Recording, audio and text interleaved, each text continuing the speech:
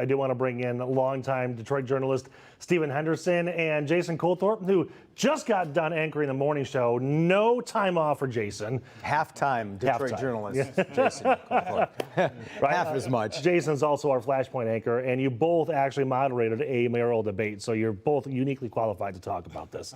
The candidates that are now vying to be the top two, what I found interesting about the race, except for the end of the Local 4 debate, is there wasn't a whole lot of mudslinging. It was, for the most part, a decent race. Nobody was fighting back and forth. Did that surprise you? A little. I mean, I think, Detroit politics are always a little rough and tumble. Yeah. And you expect that people are going to get after each other. They didn't very much, you're right, this cycle. And they had lots of opportunity to do it. I mean, if you think of the number of forums and debates, I've never seen a cycle quite like this, not just here in Detroit, but any place that I've covered politics in 30 years. So, people have had a lot of chance to see these folks, to hear from them, and in a constructive way. I think it's something we should probably be happy about and proud of. And maybe the biggest... We're going to take a short break. I don't think his microphone is on. Oh. So, well, actually, let's just take a look at your pack. We'll just turn it on for you. Where is that thing? This is live streaming. While you're turning that on, I was just going to say that I think maybe the biggest piece of mudslinging we saw in all of this came right at the end when, whoa, what timing that Solomon Kinloch's old arrest from 1993 popped up.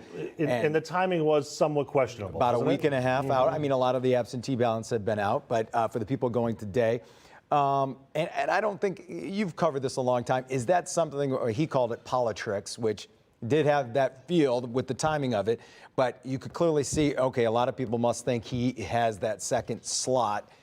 He's got to be right there. Yeah, well, and October surprise. I mean, the phrase means something, right? This kind of last minute thing that shows up in an election, usually presidential. I mean, I always say to people who are thinking about running, whatever you are, whatever you've done, whatever is in the past. Whatever's in the past. Whatever it is. It's fair game. You have to consider that. Now, the timing of when those things come out is often manipulated, and that's part of the game too. But voters have a right, I think, to know all of these things and to weigh them and decide whether they matter. So the issue was 30 years ago. Do you think it hurts, or do you think enough time has passed? It's, it depends on the voter, right? I mean, it's a very serious issue. It's domestic violence, which resonates differently with some people than with others. I think he missed an opportunity to talk about, where he's been and who he was and who he has become, and using that incident or that time in his life as kind of a pivot point. Maybe he doesn't connect with as many voters as he did before because of that. But I don't think it's certainly not in this town likely a disqualifier. And he's somebody who has such a following in his church. Right. That's not going to change. Not going to change their votes. No. Especially considering he did in his statement at least talk about how he's preached about it and talked about how he was a different person and what I believe that, I think that's the case. But what I'm watching today, too, is I always look at these elections and I think, who can pull the upset? Who's like the least likely candidate? Who's the underdog? Yeah, right. When we talk about the voting electorate being much smaller than the actual number of registered voters, every little bit can help. So somebody who has a great ground game and maybe has, behind the scenes, we've seen the TV ads, and I've only seen 4 candidates, and I just saw my first Fred Durhal commercial this morning. Yes, right. So mainly it was Jenkins, Sheffield, and Kinloch with the TV ads. I saw some Perkins pop up in the last little bit. I missed that. Yeah. But who's been crushing it on social media? Who's been going door to door? And can that, sway that small number of voters that are actually going out? Yeah, I mean, I expect that the second place winner will win by a very small margin today. I mean, I think dozens or maybe less than 100 votes could separate those two. And who knows? I mean, everyone's always asking, who do you think is going to win?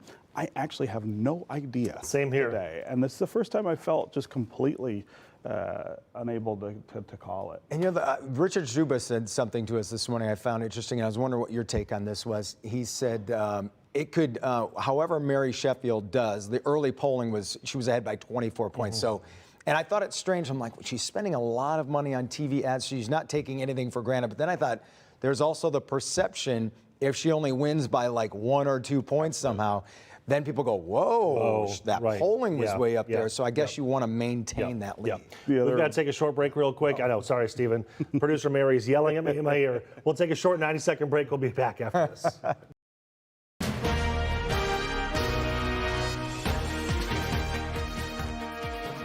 Back now with Stephen Henderson and Jason Colthorp, focusing right now on the Detroit mayor's race here. Let's talk a little bit about voter turnout, because that is going to be a key issue for the Detroit race. Always is. Right, it always is. Do you think the voters of Detroit recognize that this, as you mentioned, especially for the number 2 winner, is going to come down to a few hundred votes, honestly? Yeah, I don't know what to make about what voters are up to be honest.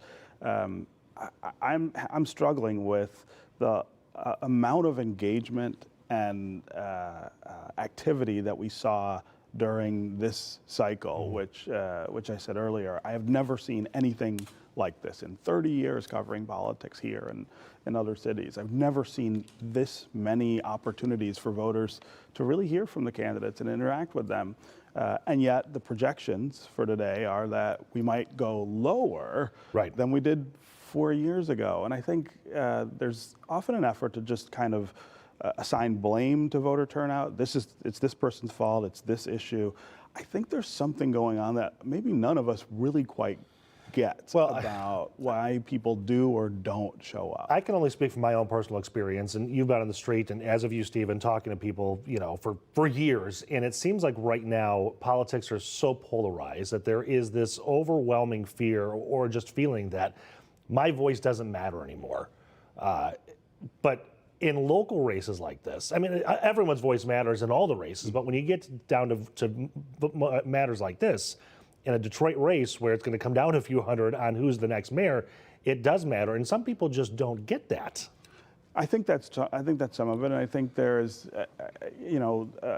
other kinds of disillusionment as well. I mean, people in the city often are feeling like they're left out these days of some of the good things that are going on. I think that plays a role. I think some of the things that have happened in our past, including the bankruptcy, which was difficult, but also before that, remember, we had the biggest scandal in mayoral history. Someone who many of us felt very close to and enthusiastic about turned out to not be for us. There are lots of reasons that people sit home, but I do think there is something that is contradictory about how much engagement there was this time and how many people are turning out. And that's the thing that I don't think we know very much about why that happened. I was kind of expecting maybe it would tick up this time simply because the last 2 times you're thinking, at least in the primary, certainly in the general, it's like, oh, Mayor Mike Duggan, he's just a behemoth. He's going to win this again.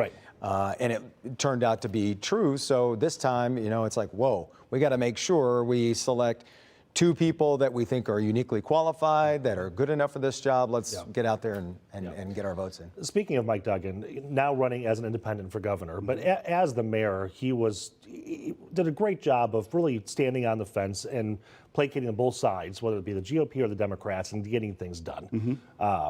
Not endorsing any candidates, but looking at the field now, do you think that there is some great conversations underneath of what's happening, that whoever the next mayor is has to continue with that theme for Detroit's revitalization to continue? Because if we go polarized in one way or the other, we're going to kind of hit a roadblock here. Well, I think it's been really interesting during this race. You have not heard a single of the 9 candidates really come out and say, the current mayor has been a disaster and I'm going to do it differently, right? Almost to a note, they have said, we're on the right path.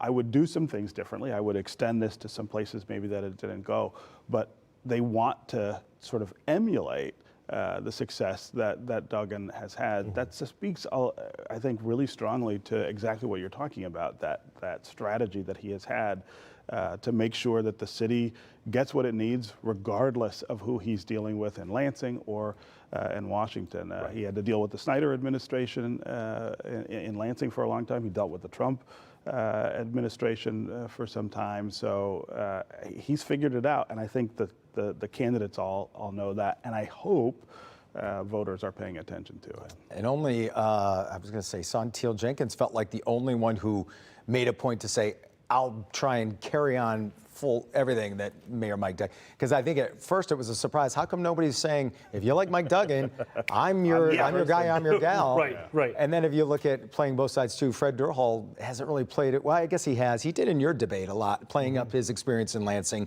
dealing with the right and the left. So, yeah.